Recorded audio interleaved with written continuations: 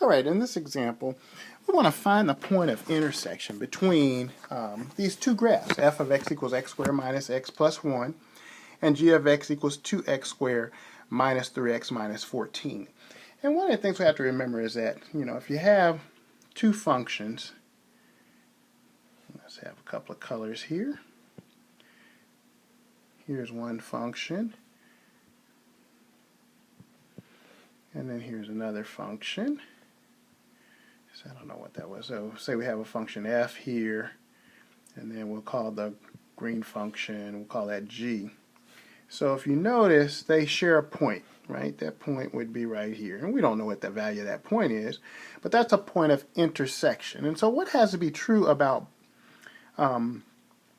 that point is that it's on both of the functions. It's on both the graphs at the same time. So that's a place where the two functions would have to be equal to each other. So this would be a place where f would be equal to g, right? So if we're looking for points of intersection, we simply need to take the two functions, set them equal to each other, and then see if they share any points, right? So what we'll really be doing is trying to solve for something.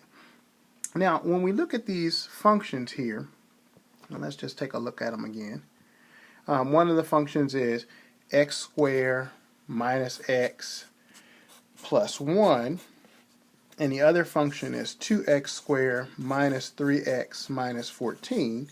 Both of them happen to be quadratic functions. There's no reason why they have to be that way. We're going to set them equal to each other, and then we need to solve. And we just need to remember that when we're talking about solving anything with a quadratic equation, we have to set that equal to 0. Right? So we're going to need to get all the terms on one side, collect them up, and then set that equal to 0, and then use the techniques that we've talked about in previous videos to do that. So let's go ahead and start that process. So we know that we need to have f of x, in our case, equal to g of x. And so our f of x function was x squared minus x plus 1, and that has to be equal to our function g of x, which was 2x squared minus 3x and minus 14. Let me just double check because that doesn't sound right. Yeah, it was minus 14. Okay. Alright, so now we've set them equal to each other. Now we need to collect all the terms on one side, and I'm going to move them in the direction so that the x squared is the largest. The x squared term is positive just because that'll make it easier for me. So I'm going to subtract x squared from both sides. When I do that, if I'm careful, I'm going to get x squared on the left. I'm sorry, on the right. I'm going to add x to both sides. When I do that, I'm going to have a minus 2x. And then I'm going to subtract 1 from both sides, and I'm going to get minus 15. So let me just double check, because I did try to do that kind of quickly. I subtracted x squared from both sides, so 2x squared minus x squared is x squared. I added x to both sides, that gives me a minus 2x, and then I subtracted 1 from both sides, that gives me a minus 15. And you can carefully do that. When I do that on the left-hand side, of course, I get 0.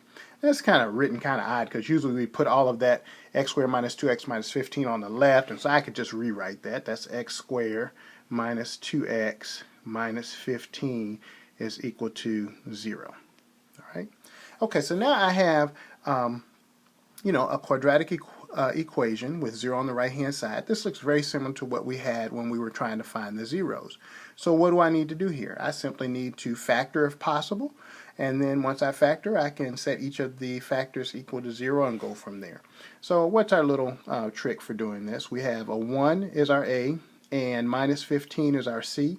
So we're looking for the factors of minus 15 that add up to be B, which is minus 2.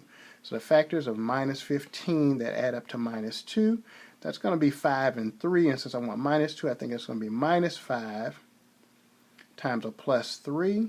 And that should work out because minus 5 plus 3 does equal minus 2. So that's perfect.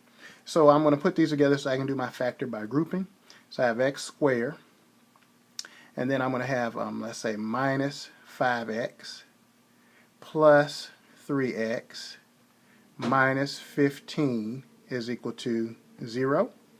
Grouping the first two and the last two, What do I see common in the first two? Well, I see a common x, so that comes out. That's x times, and what's left over in x minus 5. And from the second two, I see a common 3, so that's going to be plus. 3 comes out, it leaves me with an x, and then 3 goes to 15, and minus 15 will be minus 5. Perfect. Okay, and so I'm just going to take it right here for now. So I see that there's a common x minus 5 in both these terms, so I get x minus 5 times x plus 3 is equal to 0. We've done several of these now, so we're probably getting pretty good at it. Let me just take this to another page so I can finish this problem up.